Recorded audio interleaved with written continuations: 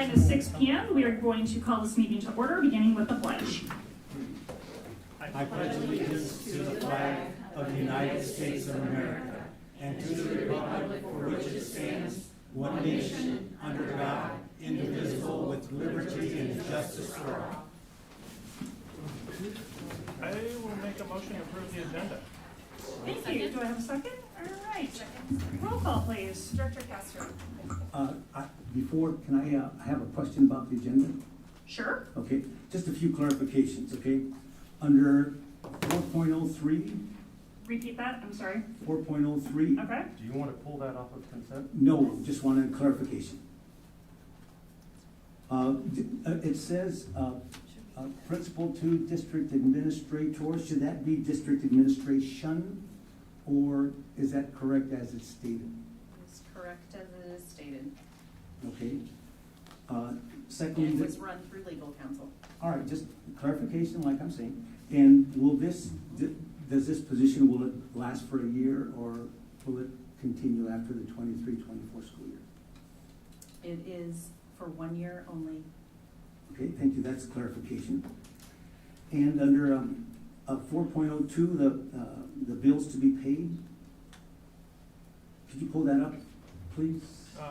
If we're gonna have a discussion about this, they need to be pulled from the consent agenda. That's- All right, okay, I'll hold it off till consent agenda then, is that okay? So you would like us to pull 4.02 Yeah, that's all I'm off of asking. consent and make it its own item? This is the right time to ask that. Yeah, that'll be fine, yeah. Any other consent agenda items that, No. I would need a motion to pull that from the consent agenda. I'm sorry, from the agenda.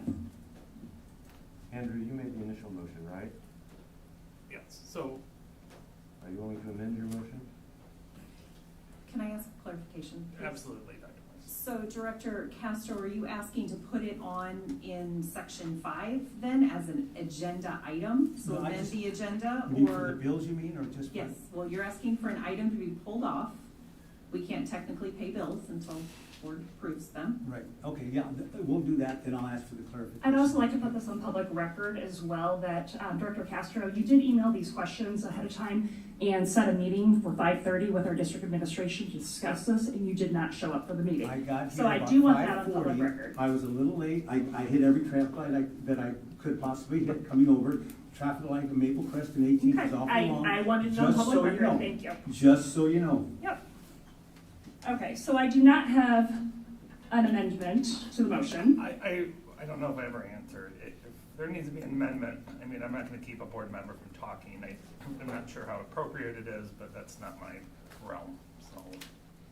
I'm fine with it being amended, or I'm fine with my motion being amended to pull, was it 4.02 off? Yes. Okay. And are we, just to clarify, are you moving it to adding a new agenda item under section 5 to make it 5.06?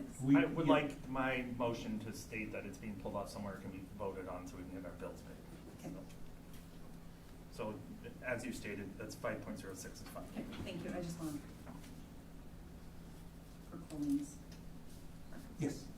Okay, do we have a second to Did that? did whoever made the initial second, It was Joey. are you fine with that? Yes, that's. Second. So, Go ahead. go, I interrupt you, go ahead, it's nothing important. Okay, roll call. Director Castro? Yes. Director Champion? Yes, Director Dorter? Yes. Director Eastman? Yes. Director Lynch? Yes. Director Bevich? Director The agenda The with agenda. 4.02 Yes. pulled to 5.06. scared me. kinda frightened me too. Director Bevich, he said yes. Director Smithson? Yes. Motion carried 7-0. Thank you. That brings us to 3.01. We'd like to give congratulations to Bob Mathis, Maddie Mathis, and Maggie Verpelding, Emma Dennison, and Donnie Ray Mayhew for being recognized as MAC Softball Coaching Staff of the Year. So congratulations, you guys had an excellent season. It was really fun to watch those games. So thank you very much and congratulations. That brings us to 3.02. Resounding congratulations goes out to the entire BHS girls softball team for winning the MAC conference and earning 5th place at the state tournament. again, awesome games to watch. Can I add Please do. another congratulations there? We got that information after the board agenda posted, but it relates to this. We had, Bettendorf had the male and female Max baseball and softball players of the year, so congratulations to Emily Rigdon, who is the female softball player of the year for the MAC conference, and then Luke Bohonic. He plays baseball for us. He attends Morningstar, but he was named the male baseball MAC player of the year. So we had both, which was exciting. And I'd also like to mention, while we're giving accolades, that our very own Mary Dorter, our longtime diving coach, just won nationals In the senior division. in the senior division. So that's amazing. So we might as well give her those accolades as well. So thank you for that, Dr. Mars. There's a great article in the Times about Mary Dorter. All right, that brings us to 3.03. At this time, any member of the audience may address the board with comments about items of interest or concerns. Citizens wishing to address the board during public comment must complete the public input form that is located in the back corner of the room in its entirety prior to the start of the meeting or speaking at the podium. Please state your name and please limit your comments to 3 minutes. As a reminder, Iowa law prohibits discussing specific employees or their job performance. We do caution those making public comments that they could violate the rights of others under the law of defamation or invasion of privacy. And if you are unsure of the legal effect of your remarks, you should seek independent legal advice prior to making comments.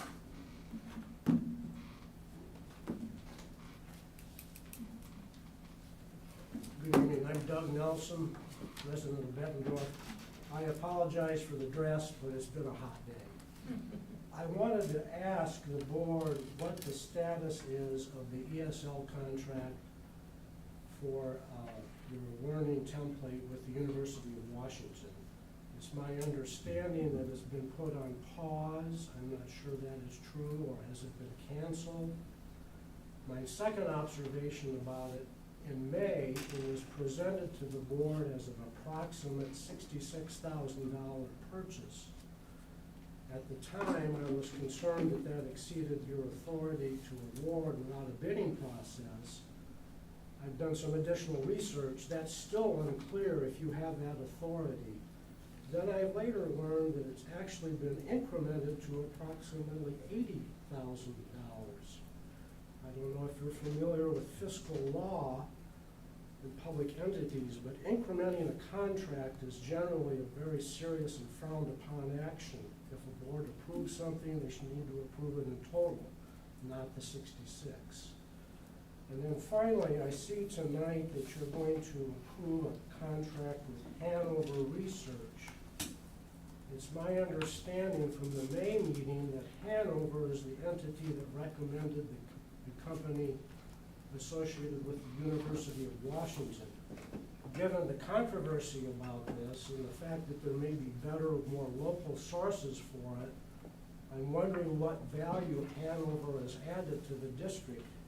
We're going to approve a contract tonight, I believe, for $65,000 with them. I'm just curious what they do to add that much value to the district. And in closing, I have to say that this entire issue goes to the credibility of this board to reflect the values of the Bettendorf School District. When I read about the proposal for training, it appears that some of that training may intrude on the individual educators and administrators to the point where it may be in violation of state law. So I thank you for your time tonight. Anyone else wanting to come forward? Now is the time. Oh, and finally, may I amend my comment 1 more minute or 1/2 minute? Sure, you've got 40 seconds. Yep. When I asked for, when I read the minutes from the prior meeting, I did not see the comments made from this podium copied in detail versus everything that was presented by the board and the administration. I'll be looking to make sure that the minutes from tonight's meeting fully reflect what I've stated. Thank you. Anyone else wanting to come forward? Now is the time. All right, moving right along to 3.04, board shared communication. Director Lynch, can we begin with you, sir? I have nothing to report Thank you. Director Dorder? I have nothing also. Thank you. Director Petich? Thank you. I will pass. Thank you. Me too. Okay, and Director Castro? Yeah, just a blurb that happened in Celeste Point, put it out to the district. Bettendorf graduate Robbie Lawler was just inducted to the UFC Hall of Fame. He and another Bettendorf graduate, Pat Militich, is also in the Hall of Fame. And they're both world champions. And we also had the third world champion, Mark Kerr, that attended Bettendorf High School but did not graduate from Bettendorf. He moved on. But so we've had 3 UFC world champions out of this tiny little town of Bettendorf. I had the privilege of coaching Pat Militich and Robbie Lawler. And I was very nice to them because I didn't want to get knocked out or choked out. So I treated them with kid gloves and I just did everything they told me to do. It's a good way to live your life, Paul. It was good. All right, moving right along, 3.05, Superintendent's Report.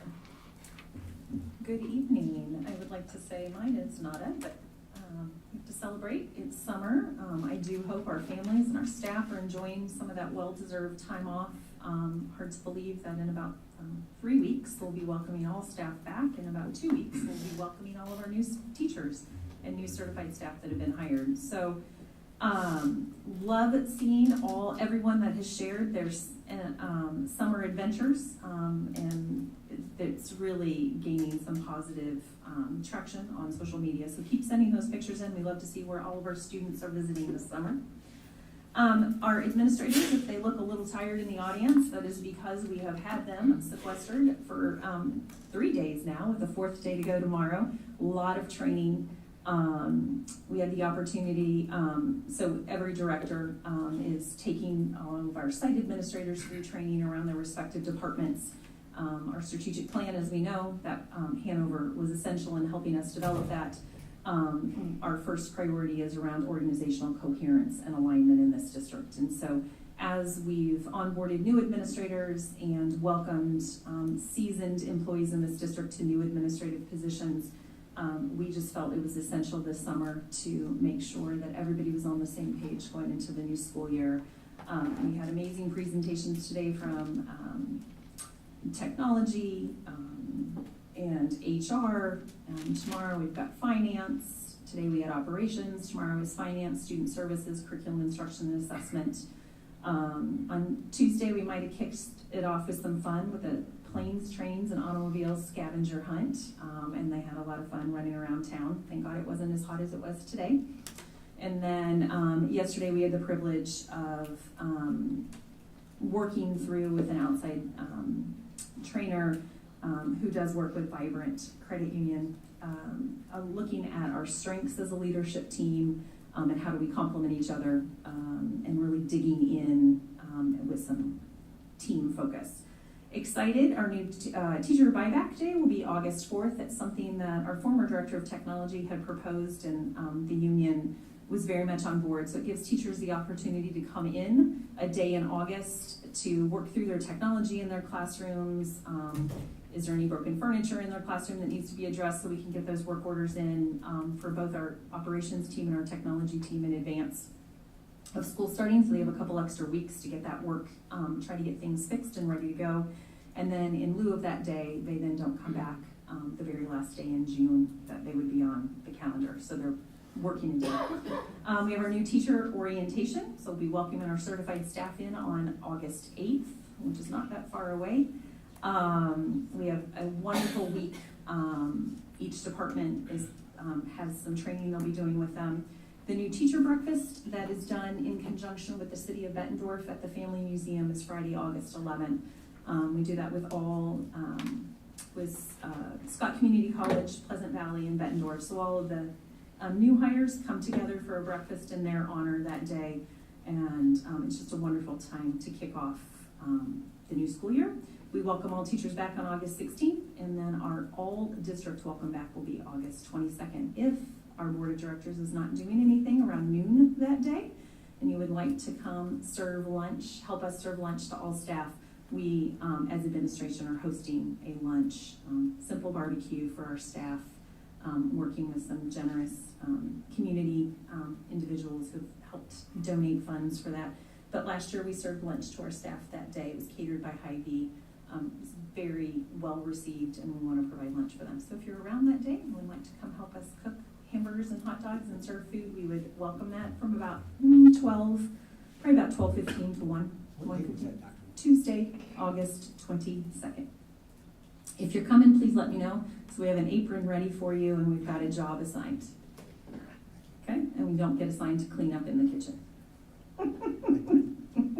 And let's hope it's not 100 degrees. I think last year on that day we had gorgeous weather. I want to say it was like low 80s. It was perfect. Thanks to the operations team who had tables and chairs set up out on the lawn out in front of the high school. It was a really nice time to sit and one last time to relax before students come back the next day. And then, as you know, our first day of school is Wednesday, August 23rd. So we're what we call on that fast track. Moving forward, with tremendous sadness, I wanted to let the board know again and let our community know that we won't be proceeding with the Center for Educational Leadership contract work. I want to further clarify and end any rumors, and when there are concerns out there, I would hope that the community would reach out, that our self-contract was never increased. It was for the amount that was on the board agenda earlier this year.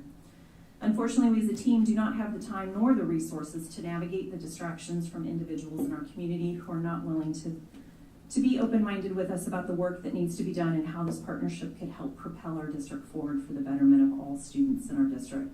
It's important to remind everyone that our middle school and high schoolers have been identified as needing targeted assistance by the state of Iowa for the following student groups: students who identify as Black, multiracial, and students with IEPs. The work that will need to be done to move out of targeted assistance over the next couple years will need to be very intentional, and our approaches to working with these 3 student groups will need to change as our current strategies have not been as effective or successful as we would hope they would have been. And yes, I will leave the piece about Hanover till later when that agenda item comes up. But we do want to wish our families a wonderful summer and hope they enjoy the last few weeks. Thank you, Dr. Morris. Brings us to 3.06, BEA report. Oh, I have that too. Emily I have that. Emily was unable, Collison, BEA president, was unable to be with us tonight, so she asked if I would read their statement for them. So we hope she's having a wonderful evening. Our teachers continue to use this time to refuel for the upcoming school year.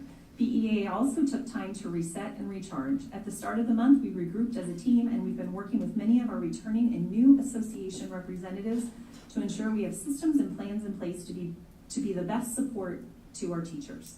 We look forward to starting the new school year in August, and we will see you at the next board meeting. Teachers, please savor every sweet summer moment with your loved ones. See you in August. Thank you, Emily. Thank you. That brings us to 3.07, Bessa. Good evening, everybody. I did watch the board meeting in Germany, so I didn't completely fail. I hope everyone has had a good summer so far. Bess has been busy prepping and planning for the launch of our pilot peer mentoring program. We will provide additional details at the August meeting, but wanted to let you know that work on the launch is underway. I would like to personally thank Miley Mejia and Dr. Morse for continuing not to only support our work on this program, but their willingness to collaborate with us to ensure its success. We look forward to adding in collaboration with additional directors as we get closer to the launch. The program will benefit the district, our association, and our classified employees in many ways.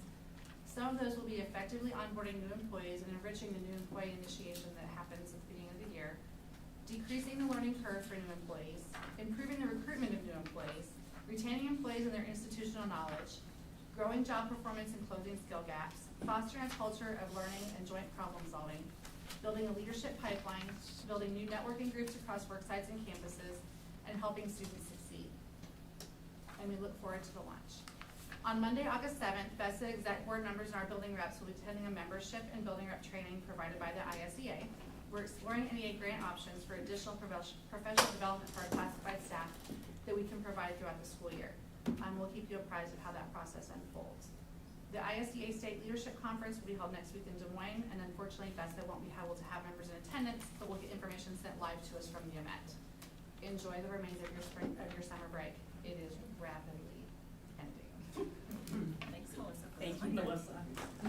I will make a motion to approve 4.0, or the The consent amended. agenda, amended just to Dr. Peevish, where we pulled 4.2 off and made agenda item under 5.06, right? At the request of Correct. Paul Castro. We pulled what off? 4.02 and just put it into 5 because he wanted to discuss a couple of things. Okay, because I kind of wanted to have a question about 4.03. I don't care if we pull it off or if we talk about it now. There was We've a already- question and we didn't pull it off, sorry. What? What do you mean there was a question? Paul asked a question. Yeah, I and he was asked a question reminded, about that, Dr. pull it off the agenda, and then we. I had an explanation from Dr. Morse, so we covered that. You've already approved the agenda. Right. So I need a second on the Second. amended consent agenda. Thank you. Roll call, please. Director Champion, Yes. Director Dorter, Yes. Director Eastman, Yes. Director Lynch. Yes. Director Peevich, I don't know what I'm voting on, so no. Director Smithson, Yes. Director Castro. Yes. Motion carried 6-1. Thank you. That brings us to 5.01, BCSG Family Handbook. Do I have a motion? I move to approve the changes to the 2023-2024 BCSC Family Handbook as presented. Thank you. And a second? Second. All right, Dr. Morris. Absolutely. So I know you've seen this a couple times, because it is a rather lengthy document. We made some pretty significant updates last summer, pretty minor this summer, in terms of just updating whether it was outdated information or focus on making sure there was a piece in technology. As you'll see later tonight, it weaves to another board agenda item where, based on feedback from staff and community on where to find information, moving some of the technology piece to the handbook. Other changes that were made is, as you know, we rolled out the behavior matrices pre-K through 12 last year. That was a big piece of our handbook and reflecting on the code of conduct and discipline, et cetera. After having a year with some of those processes, there were some slight updates made just to reflect needed changes. But other than that, there wasn't anything from a systemic standpoint that was significant change that was made. The cover changed, updated the pictures to be current, and excited that we have a printed handbook, but you can also find everything through links electronically as well, and through the new app, the handbook app, which will come out and talk more about that on August 10th. Any questions? All right, roll call. Director Dorter. Yes. Director Eastman. Yes. Director Lynch. Yes. Director Peevich. Yep. Director Smithson. Yes. Director Castro. Yes. Director Champion. Yes. Motion carried 7-0. Thank you. Brings us to 5.02, Herbert Hoover Building Action Plan. Welcome. So Corey rounds us out tonight. Each site has had an opportunity to come and share with you their journey over the year towards their goals in English language arts, math, and social emotional behavioral health. And so Corey and her former instructional coach, and I'd like to introduce you to the new principal for Paul Norton Elementary School, Heather Budd, are here tonight to talk about their successes and where they're going. And where Corey's going in the upcoming school year. Corey, could I just ask a question? Are you coming at this from the Robert Beckwith School of presenting information to us? I need more information about that. Well, I just know, last time Bob presented, he was very on point with 5 slides, but I know yours is a lot more, so that was just referencing Bob's presentation. You get a taste of that tomorrow when I will do my best. I'm sorry, that was inappropriate, I'm sorry. No, so it's interesting presenting last school year on July 27th when we're very much into the upcoming school year. I found myself adding more, so I'll do my best to get us through here, Director Castro. I'm sorry. No, that's okay. So like Dr. Moore said, Heather joining me tonight, she's gonna actually speak to our highlights as we get going, because a lot of that encompass her role as an instructional coach at Hoover this school year. But I wanna start with the next slide, Monica. Just going back to our priorities. Eventually, we'll get there. I think it just scrolls, yeah. So just as we keep coming back to this and really, thinking this through, we do hit all of them, at least in some capacity, but the key point for this is that learning and achievement for all and the student accessibility and support, and a little bit of the organization as we get through like the work of our building leadership team this year. So with our literacy action plan, in the fall, this was a really lofty goal as I was reflecting on this and building this. In the fall, our student proficiency in either early reading or A reading was 66% of students were proficient. So as I, building this, I was like, oh, 85. I was really excited and we were gonna get it done and it was gonna be great. So while we're really excited about that growth, and a lot of really good things that Heather will speak to in just a minute, just that it's a lofty goal. Like that was a big like aim for the stars, right? So, but we are proud of that 76% proficiency in this spring. And then highlighting on the next slide, Monica, some of the work that was done this year at Hoover. Yeah, so phonics resource was huge. We added UFly for K3 and vocab surge for 4-5. And that was a really big lift for our building. There was a lot of resistors at the beginning, and by the end, some of those biggest resistors will stand up in here and like jump up and down for it, which was amazing to see. So that was a huge highlight for literacy. We added more resources for the intervention, which also was with UFly, again, which was huge in the growth of our students. We had protected time designated for those instructional groups, those interventions and extensions. Again, that was really huge for all grade levels in our building. We also really used our data this year, way more than we had to make those groups. We had our regrouping meetings, and again, the beginning of the year, we muddled through them, and by the end, staff saw the importance of them, which was huge. And then just that classroom skill intervention across all grade levels again. So 3rd, 4th, and 5th teachers formed groups across the grade level, which was also huge. They were sharing students, which is something that hadn't been done before either. And so again, just a lot of growth, not only for our students, but our staff. That I think they're super excited to move into next year as well. So with some celebrations, there's been a lot of conversation. We put a lot in early literacy, right? So our kindergarten progress from fall to spring is a lot to celebrate, 1st and 2nd grade as well. We do have teachers in both kinder and 1st grade engaged in the letters training. Our entire 2nd grade team, when Rhonda kind of presented that and that was initiated, they made a pact like, hey, when one of us is ready, we're all gonna go and we're gonna do it. So they really, as a team, are digging through all of that training and implementing that learning into their classroom. And the next slide, Monica. So speaking of all of the changes, it was a lot when we're talking about our screeners and our data and really looking at the decisions we're making and how we're using that instructional time and trying to maximize our teacher time and our student instructional minutes by sharing some of that load with the teachers that shared students across grade level. Looking at the end of the year proficiency data, I wanted to know what was the impact on all of those changes on the students that had been there all year.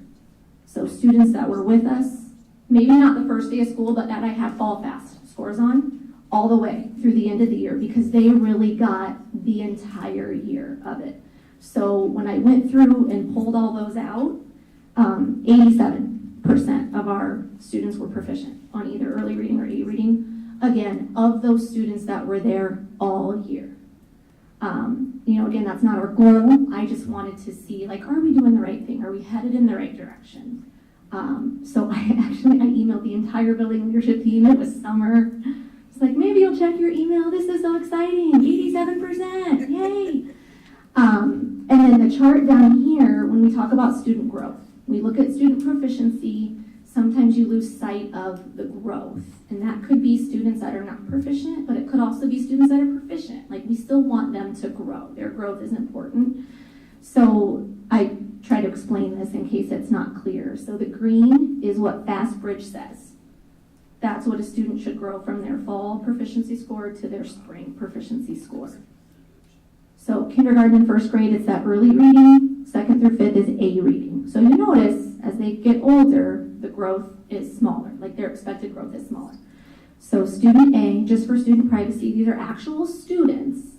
That is their individual growth from fall to spring. So really, we had a lot that had some exceptional growth on.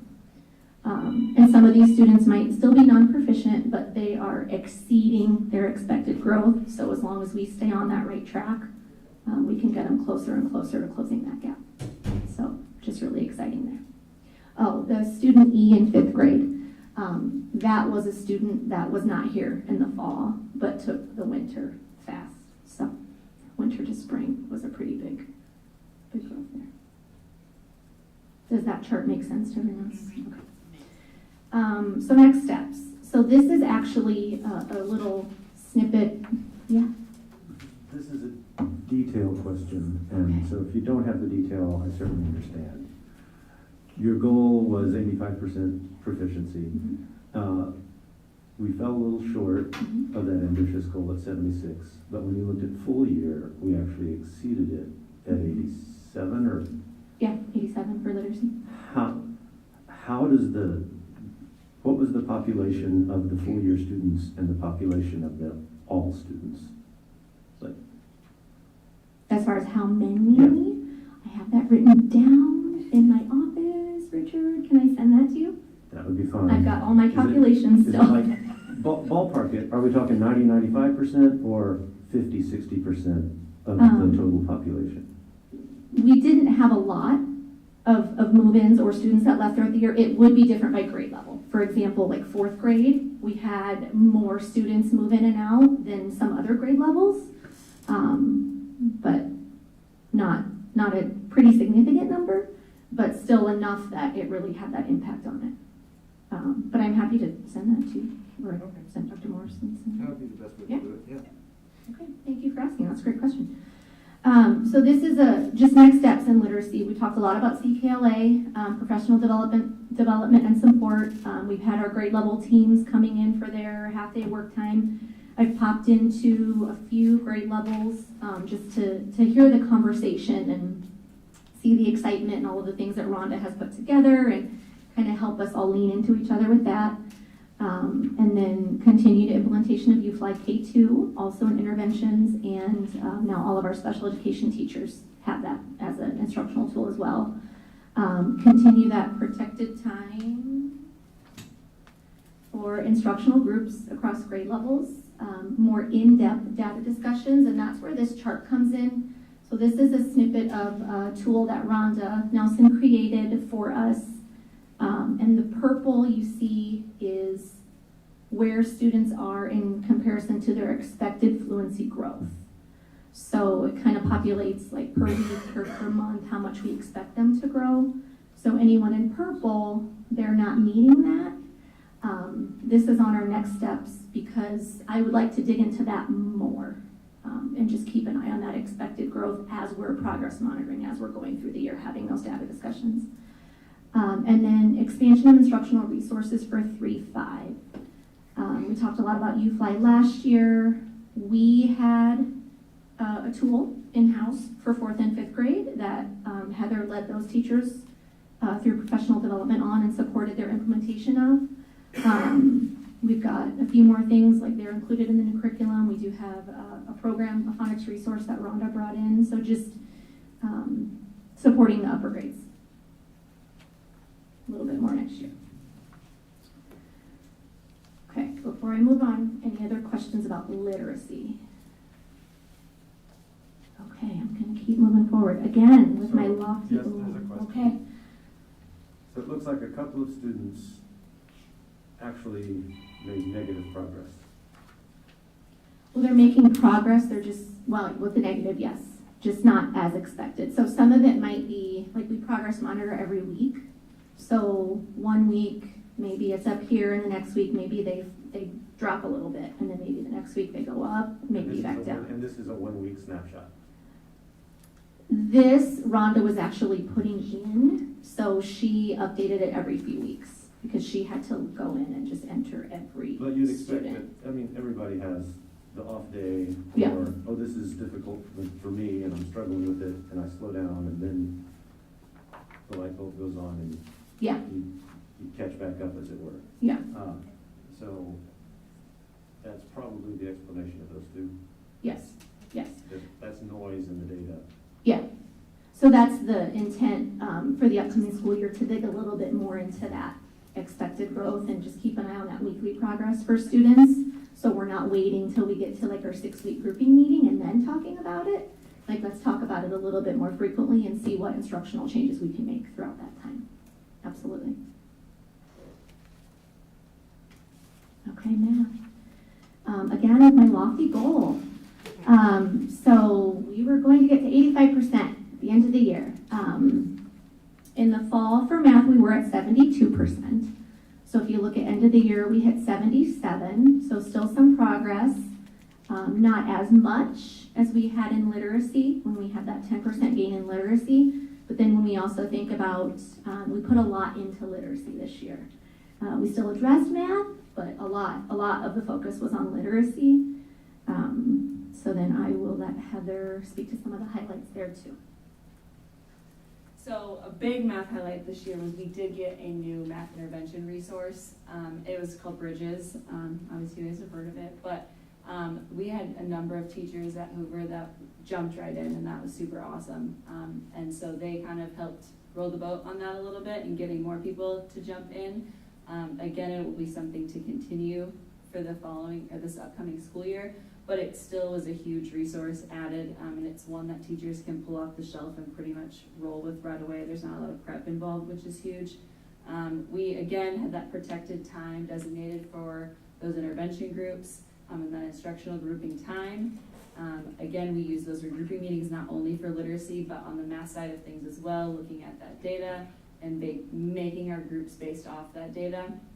And then again, we had that skill intervention across grade levels. There was sharing of students again, especially in those upper grades.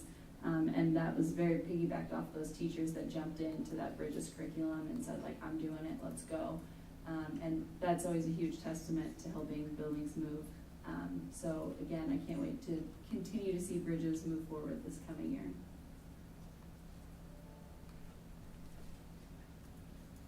Okay, just further highlights. Our kindergarten and first grade, a lot of really great progress there on their early math from fall to spring. So yeah, just want to celebrate that. That also tells us we do want to address upper grades with that as well. So I also got curious about math on the next slide. I wanted to look at those full year students again, just looking at math this time. So again, in the green, you see the expected growth according to FastBridge, and then actual students and their number of growth on the assessment. So then 86% of our full academic year students at Hoover either met the benchmark score or met that growth number, demonstrated that expected growth. Any questions on that? Okay, next steps. And this is really tied to district initiatives that we're really working through as an admin team and our district grade level teams to continue to support this. We're going to continue that protected time for instructional groups. We're actually looking at scheduling a little bit differently for next year to hopefully provide more time and space for math intervention in particular. We're doing a little bit differently with literacy and grouping students and sharing students, so that will naturally give more intervention time for math groups. Supporting classroom teachers and utilizing that Bridges math intervention materials for instructional groups. The great thing at Hoover, like Heather said, we had teachers that didn't even wait for the staff meeting to go over it. Like, they just went in the drive and educated themselves and they dug in. So we really can lean on them and their experience from last year to really support their colleagues as well. Analysis of student growth and skill need. Math is a little bit different in that we don't have that weekly progress monitoring in FastBridge that we're doing. So just making sure that we're utilizing those Bridges assessments as we go through and really digging into that math data a little bit more frequently. Allocating instructional time for students to engage with math manipulatives and math tools through their center work. So this is something that kind of comes naturally to K1. So just really working with our upper grades and those teachers to really, how can we get that in our schedule? How can we support that student work, their exploration as they're learning their math skills? And then that professional development refresh and team support in the curriculum implementation, just to kind of reboot our math program. SEBH, any questions about math before I move forward? Okay, SEBH looks a little bit different. We were in kind of a unique place at Hoover with myself being new to the building, Heather being new to the building, and our guidance counselor being new to the building, in addition to all of us being new to the position. So we really focused on relationships. Heather's relationships with staff as she's working on that coaching role, and our guidance counselor was focused on students and staff, and I'm focused on students and staff. So we really spent a lot of time getting to know, where have we been? What's Hoover's story? So we really relied a lot on our tiered fidelity inventory. That's a TFI, because we love acronyms. But it really just looks at our PBIS implementation. Use my teacher voice. So looking back, I had data from October 2021 that on that TFI, Hoover was at 50% implementation. So as I'm going through, I'm like, oh, that was 2021. There's been some work at the building. I had some documents. I worked closely with Mrs. Allison, working with staff. There was making improvements there. So I actually sat down with Sarah Harris and just said, walk me through this. What's realistic? I didn't go so lofty and crazy on that one. Like, what's realistic? Where could we go? So we went through each individual one and we really dissected, you get a 0, 1, or a 2. So if we were at a 1, what was keeping us from a 2? Or if we were at a 0, what could we realistically put in place to get us up there? So we settled on 19 out of 30, which would be 63%. And in March 2023, our building leadership team sat down again with Sarah and went through and talked through where we felt we were, 0, 1, or 2. And, Sarah pushes back, and what's your evidence, right? So then okay, yeah, we really are here. And I have to tell you, I was kind of blown away when I would total it all up and, okay, 73%, wow. So that's really exciting, especially with the newness of, myself and the instructional coach and the guidance counselor to the building and really trying to get a feel for where we are. But I think that also speaks to the strength in our staff at Hoover, that they were really able to kind of continue the momentum as we were getting an understanding of Hoover. So then highlights there. So as Corey mentioned, we really worked as a team, our building leadership team. We met bi-weekly. We really focused on what our current reality was and really focusing on what are true next steps we can make this year, and make this year and not be crazy. Like, what can we do in this time that it will make a difference? So one of the big things we did was we began using Class Dojo as a school-wide acknowledgement system. And again, that was a big lift. There was a lot of pushback right away, like, we're really gonna start another thing new this year. And again, it was great. In the end, it was something that everybody, I think, really enjoyed. The kids enjoyed. If you have students who use Class Dojo, it can be a home thing as well that they can interact on. And it was a very positive thing that we implemented. That training and support, we really focused on those behavior referrals and how to enter them into Infinite Campus. That was another big lift for teachers. That wasn't something they had done in the past.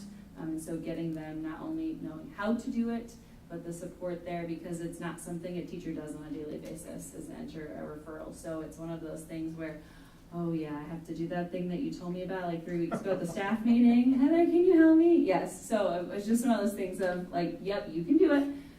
But using that behavior flow chart and the referral entry. And then we really worked on our school-wide expectations and really getting those locked down. We worked hard as a leadership team, and then we put it out to our staff. We have big posters, and so I think as a leadership team, we're really excited to roll those new ones out for this coming year. Okay, celebrations. So our conditions for learning survey, that's done in the spring. At the elementary level, it's 3rd through 5th grade students. So we had 194 students complete that survey. And just a snapshot, these are the different areas. Adult-student relationships was our biggest increase for this year, 15% increase in adult-student relationships. And I think that really, again, that speaks to the staff. A lot of those questions, I have somebody at school that cares about me and that kind of thing. So one teacher actually was reviewing the slides in the board agenda and sent me a text today, and she's like, wow, that's great. I'm like, yeah, it is. And then increases in other areas. Some of the scores we have some room for improvement, but again, the increase is a thing to celebrate.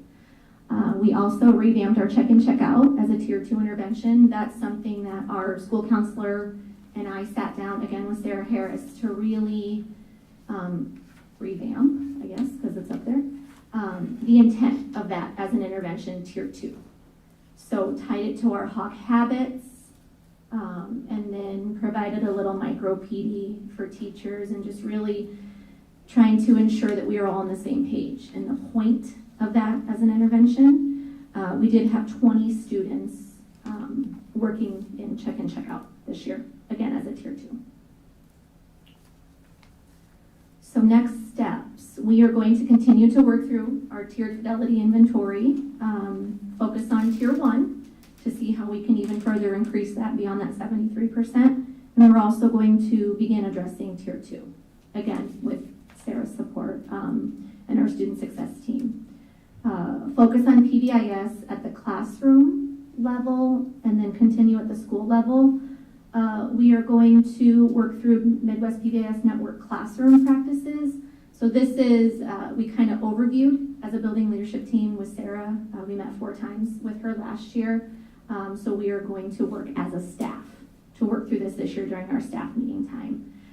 We're going to continue focusing on student referrals. Like Heather said, that was a new method of entry for teachers this past year. And just continue to support, revisit, how do you enter those, and really focus on it as a data source, why that's really important to get those entered. That helps us make decisions, building-wide, grade level-wide, classroom-wide. Like to kind of enhance our morning meetings, make sure those are aligned to our grade level needs or our building needs. Again, that comes from that data. And then more intentional scheduling for our guidance counselor. Her and I sat down and looked at her schedule, and we'd like to try to avoid sometimes like lunch and recess, because those are great opportunities for her to connect with students. So just really being more intentional about her time and when she has her lessons and when she's available for students that need her support. Any questions there? Yeah? Is this is the first I've heard of this TFI. Is this used at all of our grade schools? Mm-hmm. It is. Mm-hmm. Yes, and part of it, we do Tier 1, Tier 2, and Tier 3. No, I know we have that, but I mean, I've never heard this acronym TFI. Yeah. Well, the evaluation, there's a part that focuses on just Tier 1, and then we work through Tier 2, and you work through Tier 3. Got it. Yeah. It's done at all building levels. So they do it at the beginning of the year and the end of the year, and they sit through as that building leadership team. And then we actually have a district version of that, where we come together as a district and work through the district version of the TFI on where we see our systems as being.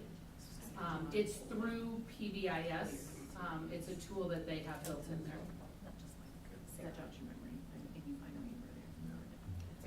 Yeah, Sarah Harris presented on it, and then they presented it in each of the school meetings. And our most recent formal presentation was in May, when Sarah and Jamie co-presented on all of our PBIS update and our SABH work. Yeah. I just have a quick question, quick answer. What is Class Dojo? I'm thinking like Teenage Mutant Ninja Turtles. No, it's so good. It's an app, Okay. essentially, some teachers could use it for messaging with parents. If or when parents or family members download the app, it works as texting, Okay. essentially. So that's just a little bit more friendly for some. Got ya. And then there's points for students if teachers choose to use it that way. So Okay. what we did was tied it to our Hawk habits. Perfect. Thank you. Yep. Just a quick question. Yeah. I probably should ask this from all the other principals come up to present. Do we have any contact with our kids in the summer to encourage them to read, to do math, to do anything else? I mean, do we touch base with them at all, not only maybe through an email, but physically have them come into our buildings? Like a summer school. We do have some students in summer school. I think that would be very different for each building leader. I have personally emailed, we have a couple students that are continuing to progress through Alexia. So I did email a couple families and just say, hey, I see so-and-so past level, whatever level they were working on. But as far as Hoover specifically, we don't have students coming into the building right now through this summer. The last 2 summers, thanks to the ESSER dollars, we were able to provide an intervention program for summer school and credit recovery. So intervention at elementary, middle, and credit recovery at high school, because the state does not provide any funding for summer school programs. And this summer, we did not provide a summer school intervention program. We did provide some credit recovery, and we always, because per special ed law, have extended school year for our students with IEPs who, if their IEP team determines they would have significant regression, then they have access to about 6 weeks of services in the summer. We do have one building, we also have our Rocket Academy at Neil Armstrong. The program ran out of Mark Twain, where we had extended school year for elementary. But it is funded through 21st Century Grant Funds, which is a federal grant. We're coming up on our last year of that grant. So as part of that grant, we have to offer summer programming there. At another elementary school, they had written a local grant for some funding to do each Wednesday. They provide a small meal, and they have guest readers come in and read to students. But we are looking at how do we scale that possibly a little bit bigger next year. And then obviously the Moving to Middle program, which is getting ready to kick off on Monday. There is a fee base to that though. Thank you, that helped. Thank you. I want to ask you to sit back and reflect for a minute, and I need to preface the question. It's easy when you're up here at this table and we're asking questions to feel like we're doing gotcha, right? And that's not at all what I'm trying to do. It's rather sort of the, hey, as school board, when we get to hear about this, it gives you a chance to reflect and take something of value for yourself. And you remarked at the very beginning of your presentation that you had set very lofty goals in both language arts and math. And having had the opportunity to see other presentations, I know that some of the principals chose to have much more specific goals. You know, working on 3rd grade math or 5th grade behavior or whatever it happened to be, right? On the one hand, I think sort of the lofty, I'm thinking the building as a whole, and as a first-year principal, that seems entirely appropriate. Now that you've got a year under your belt, what are the sorts of goals that you want to take on? Or how do you think you want to build on this next time? Yeah, great question. So the good part about coming at the very end, part of our SAMI work that we engaged in early June with our building leadership team, after going through that tool, then we sat as a team and we said, okay, where are we going with our action plans? And our goals are quite a bit more specific. Literacy breaks down, Heather, please correct me if your memory is better without having it in front of me. K1, we spoke to early reading. 2nd and 3rd grade, we spoke to CBM. because that tells us a little bit more. And then fourth and fifth, we stuck with A reading because that's the one that they're required to take. Or second and third grade take A reading and CBM. Fourth and fifth only take CBM if they're not proficient on A reading. So we got a little bit more specific with that. And then our SEBH goal, I believe, speaks to one particular area in our conditions for learning survey that it's not where we want it to be. And it is related to a lot of the work we're going to do as a staff this year. So then we really wanted to focus on that because that helps us see, okay, how did it go when we're doing all this professional development? Are we seeing that improvement? Is that coming through with our student perception on that conditions for learning survey? Does that answer your question? This was for you. Okay. It wasn't for me. Any other questions? Thank you. Thank Heather, are you you. primed for next year now when you do your presentation? Ready. Thank you very much. Thank you. All right, brings us to 5.03, first and final read of policies. Do I have a motion? I'll make a motion to approve 5.03 as presented, or policies as presented. Second. Never mind. All right, thank you. Dr. Morris. So we continue this journey to get our policies within that 5-year timeline that they need to be. We counted it up, and I think in the short time I've been here, we've done close to 350 policies. We're continue to move. We continue to also be reflective of, are there things that would be better suited in different places? So before you tonight is kind of a couple different areas that we're focusing on.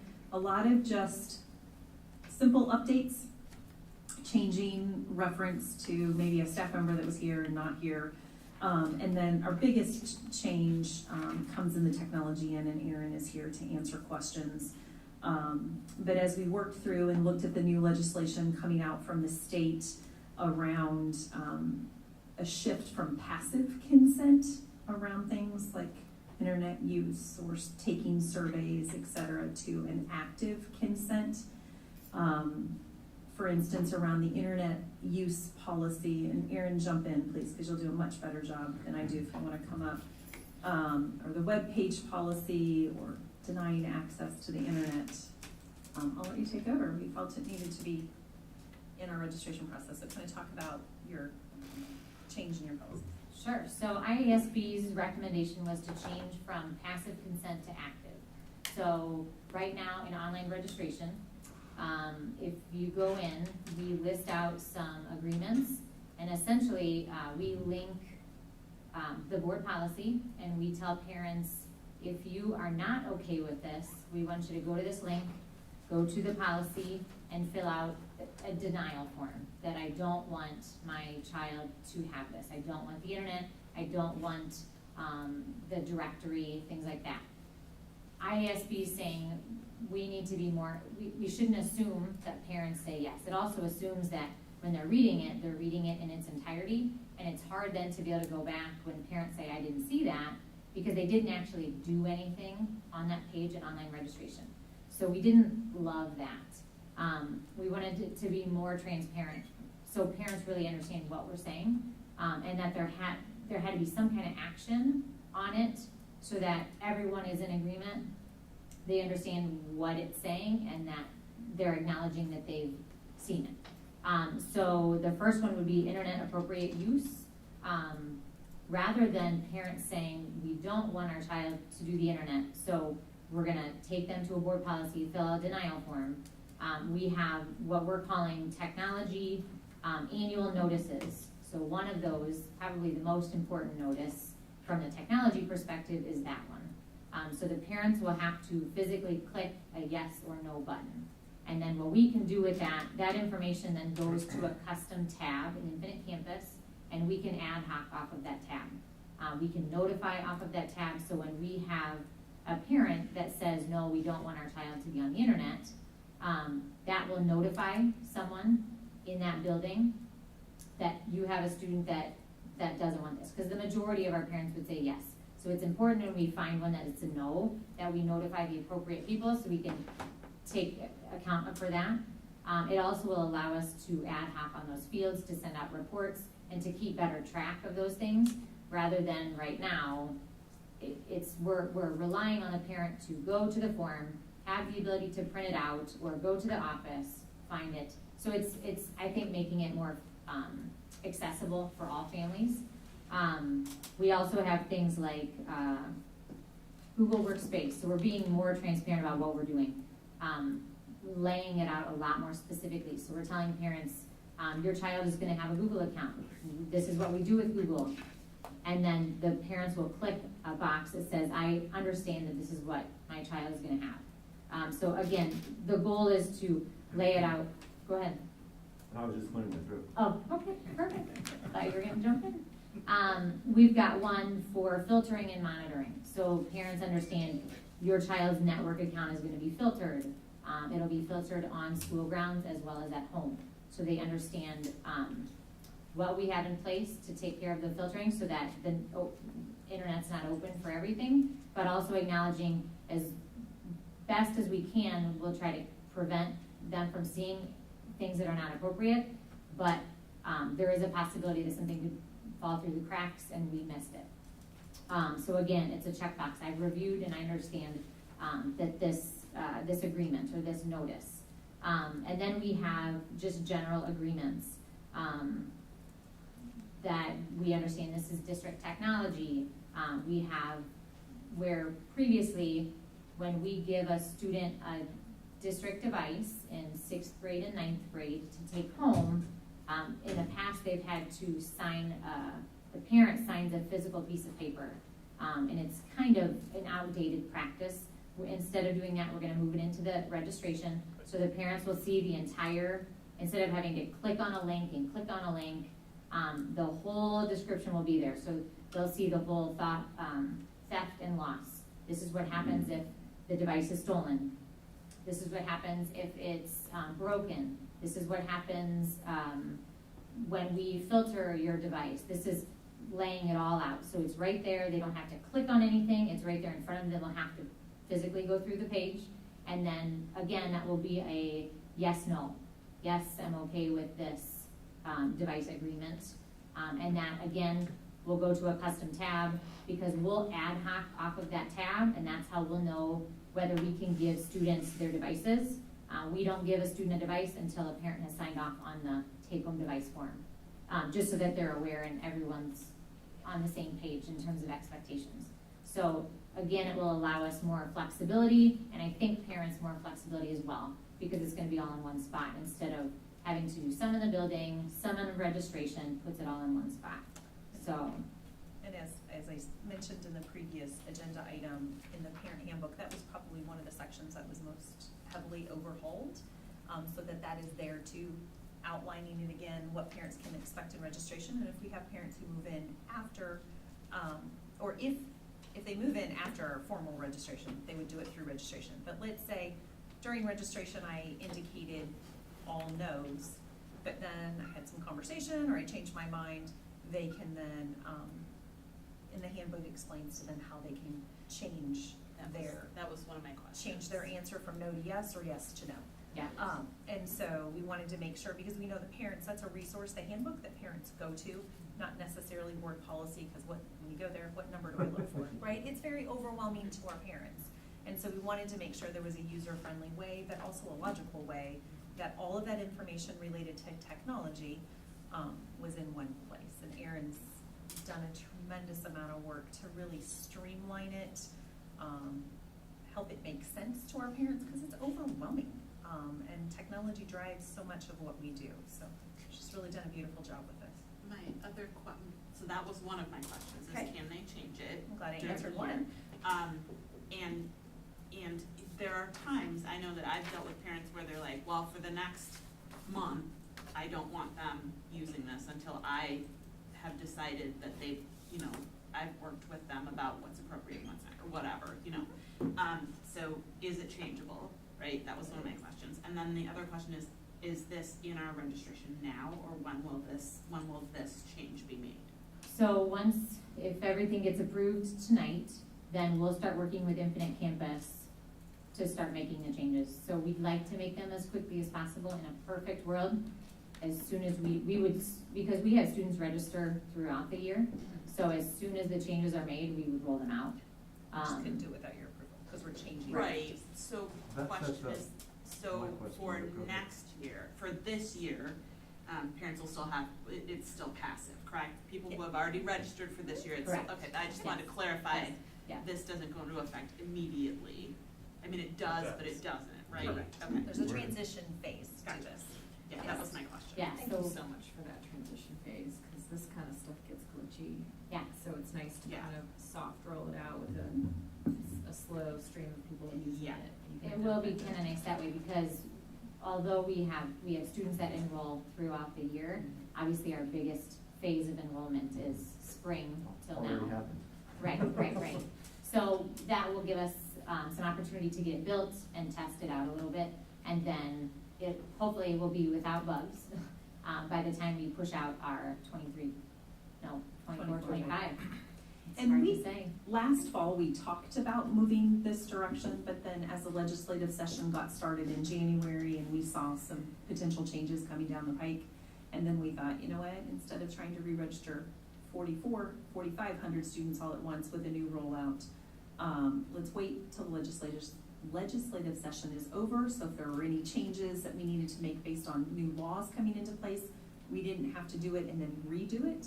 And then to your point, Director Lynch and Director Dorder, doing it as families, as the new registrations kind of trickle in steadily over the course of the year, and trying it out before we mass roll it out in February with our 24-25 registration.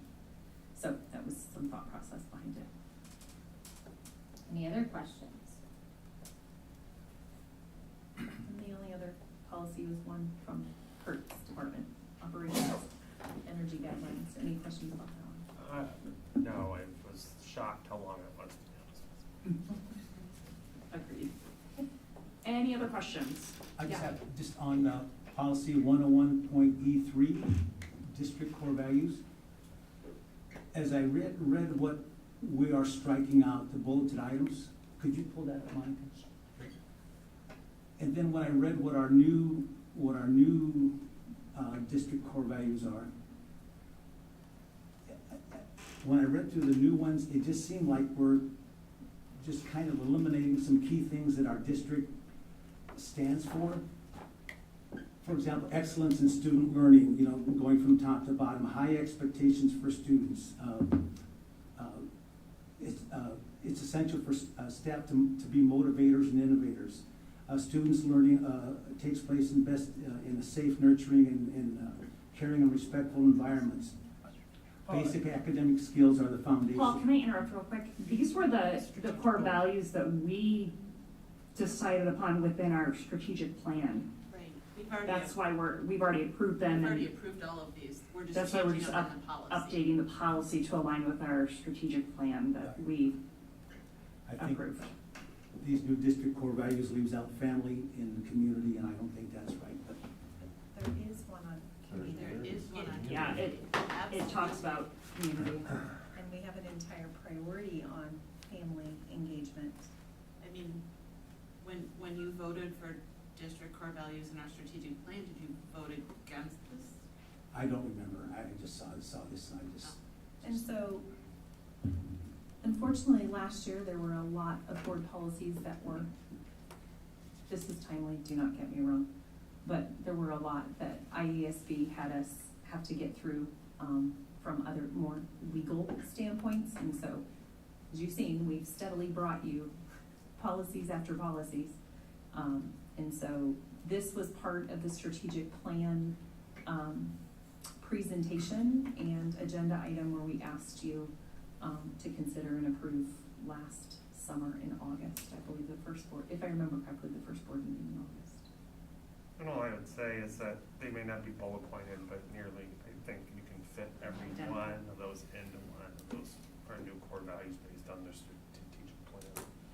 And that plan was a year in the making and included many parents, community, staff. You all had input on multiple occasions at the table as well as at board development workshops.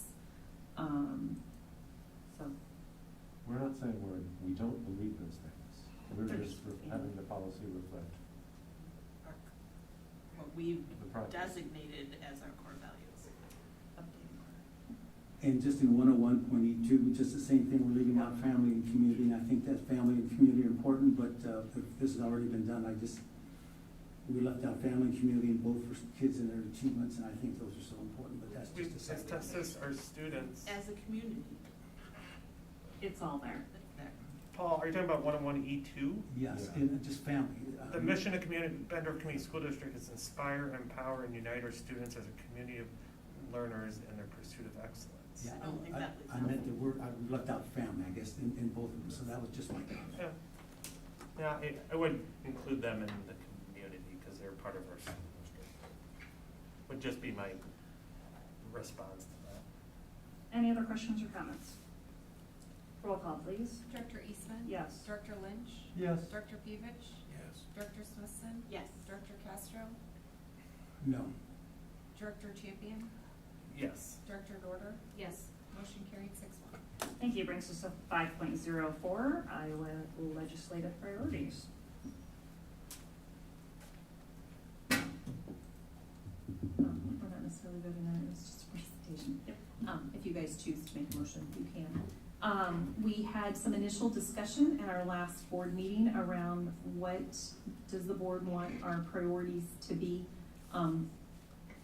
As IASB asks us as a board, a superintendent team and a district to identify some key legislative priorities that they then work through. All districts submit these to IASB, and then they develop their legislative slate as they work with our legislators in the upcoming session.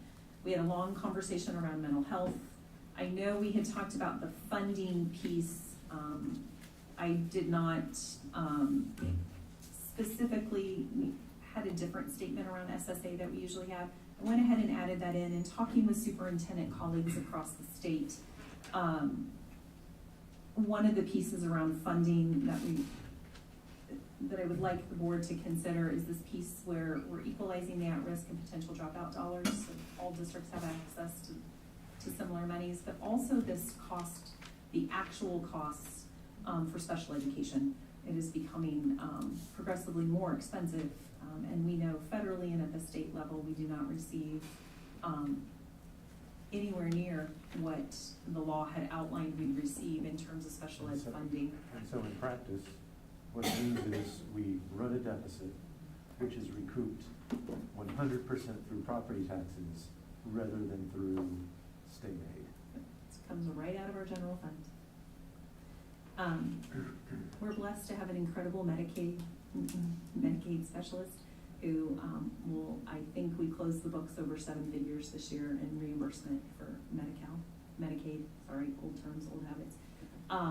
And that does help offset some of that encroachment or general fund entitlement to special education. But I do think it's an area that we need to keep everyone mindful of. We do incredible work in this district for our students with IEPs and with special needs, but I think that funding is important, and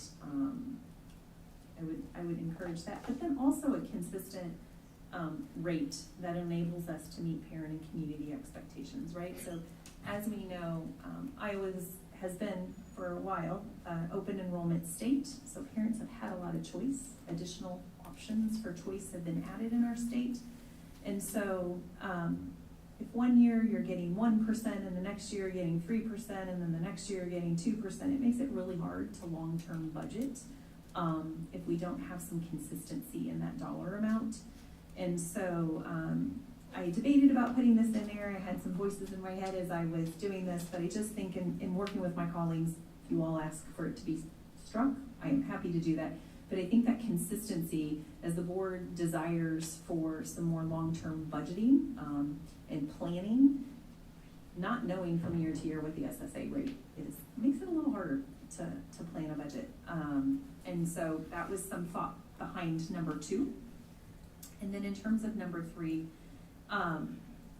just making sure that the funding continues to be available for for all of those educational opportunities, right? We've seen an increase in apprenticeships, we've seen an increase in the desire for career pathways and concurrently enrolled classes, and those costs for those concurrent enrolled classes with our community partner of EICC have gone up dramatically. But just how do we work as partners with them and with the state to make sure that the funding is there to match the opportunities and explore alternative ways to measure high school completion. So just looking at how do we stay competitive? How do we stay where we are the desired place for students to receive their education? So just some initial thoughts. Welcome your feedback. And then obviously the mental health one, which we had a long conversation about last time. Questions, comments, additions? One of the concerns that you had raised, Dr. Morse, that I was interested in us forwarding to IASB for their consideration was this question of grants versus, competitive grants versus funds for all school districts. Do you think that number 3 captures that, or is it embedded in number 1 perhaps? It is embedded in number 1 in the first bullet point. So getting at the creation of a categorical funding stream designated for mental health professionals serving students. So that would, and thank you for bringing that up. We had the distinct pleasure, there was a team of us that were invited to speak to the State Children's Mental Health Board in July. Actually, I can't forget the date, it was my daughter's birthday, July 11th.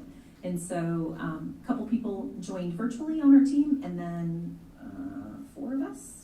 5 of us traveled up that day.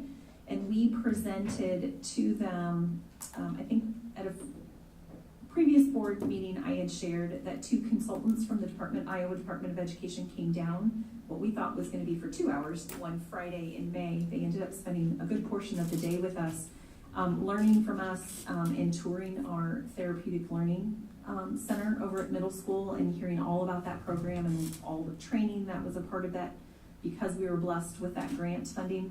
So we were then subsequently invited to come share with the State Children's Mental Health Board, which has representatives on it from all sectors. It had some legislators there that day, and about our program. And one of the conversations and questions they asked was, what will be some of the challenges you face in trying to sustain this work? And so we were a wonderful conversation with the entities in the room and virtually around when you make it competitive or grant funded. As I've shared before, yes, my number 1 priority are the students and families in our district, but we're not alone with children in this state that are struggling with social, emotional, behavioral health, right? And so in terms of the grant we had, there were only 6 given out across the state, and there's 238 school districts in our state, right? And so, but also when you look at a sustainability or scaling it across multiple buildings, when you have a grant, it's very specific about who you can serve and how you can serve it and in what time frame you can serve it, right? And so we shared those concerns when asked, and it was well received.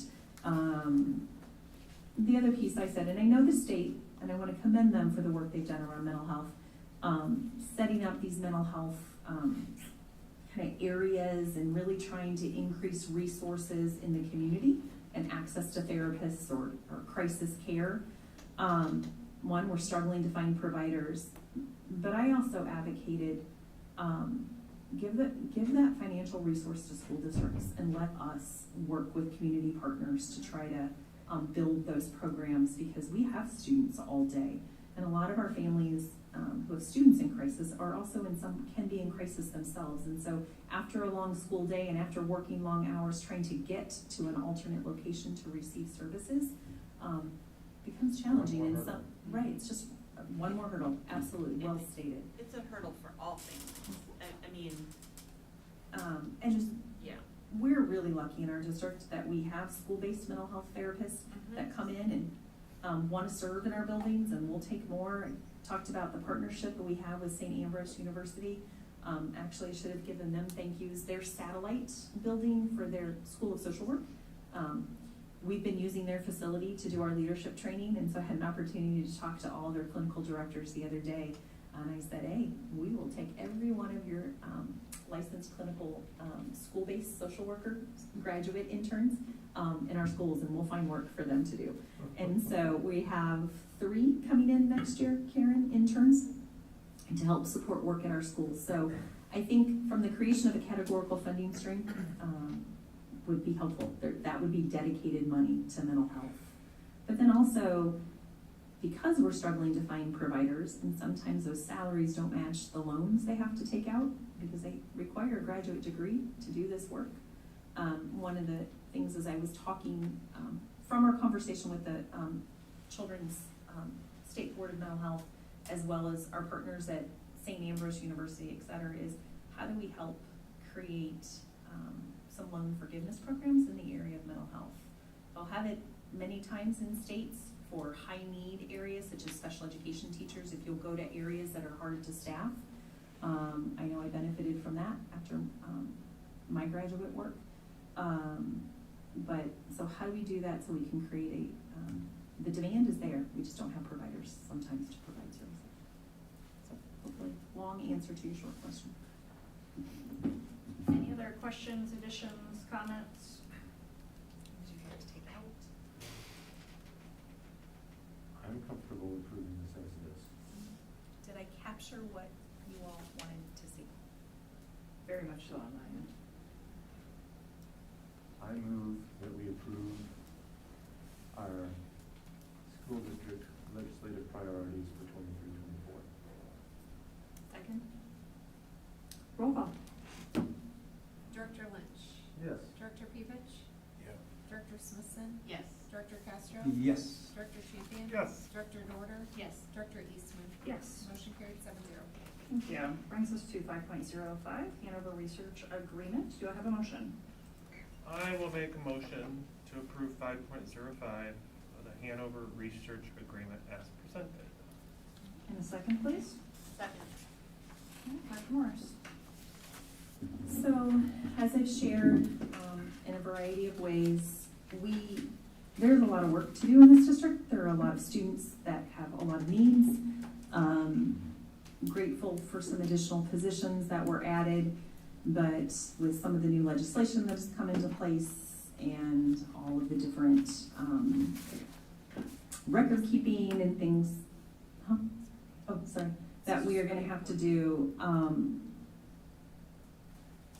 with making the very difficult decision to stop the work with the Center for Educational Leadership.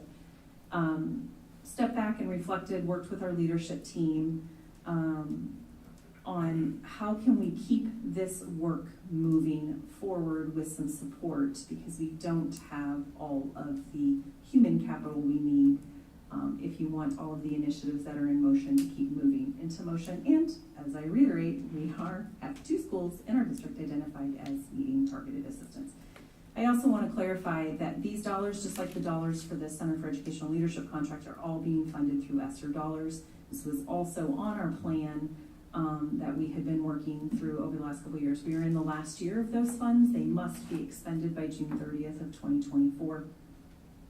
I was able to work with them and reduce the contract by about $7,000 as well. They will be coming back on site this year to continue to work with our some teacher leadership teams, our leadership team, our district MTSS team. We have multiple monthly consultations with them, both the curriculum instruction assessment team and myself, and then they also consult with and do work with our district MTSS leadership team. They have been a tremendous partner. I was not going to continue work with them because we were going to move a different direction, but I feel like we need some support, and having an outside thought partner who helps us reflect on our work, provide the needed training. They have built numerous dashboards for us that help make pulling data easier, created custom reports for us, do research. We have access to thousands and thousands of research articles that they've done for other organizations. And so I think as I sit with the leadership team that's in the audience tonight, I would think that they would agree that this has been a tremendous resource for all of us as we continue to grow the capacity of our leaders in our organization. And again, no general fund dollars will be used. This is all being funded through ESSER dollars. Any questions? Well, I think that answered all the questions that were presented earlier. Thank you. Any other questions? Roll call. Director Pevich? Yeah. Director Smithson? Yes. Director Castro? I'm gonna vote no because I think there's lots of maybe other sources we could use locally that are not, doesn't cost us as much money. Originally through Hanover, it was $100,000. We had 3 modules. I think it ran up to $154,000. And now with the $65,000 to Hanover, it's gonna push us up to $219,000 to Hanover, so I'm gonna vote no. Director Champion? I would say it's delivering some consistency within the district, and if you find something that works, you should stay with it, so I vote yes. Director Dorder? Yes. Director Eastman? Yes. Director Lynch? Yes. Motion carried 6-1. Thank you. That brings us to 5.06. Yes. Do I have a motion for the approval of the 4.02 bills that were presented? Since this was kind of all mine, I will make a motion to approve 4.02, which has been converted to 5.06, the bills as presented. Thank you. Questions regarding? Just real quickly, I brought this up, so Monica, could you go to the bills to be paid? Pages 1 of 12, you have to scroll through the first 28 pages. Do you want the summary or the detail, Paul? On the detail summary. Okay. I'm sorry, the detail. Oh, Sorry. you're fine, I just clicked on the wrong one. The bill detail. Scroll through the first 28 to 1 of 12.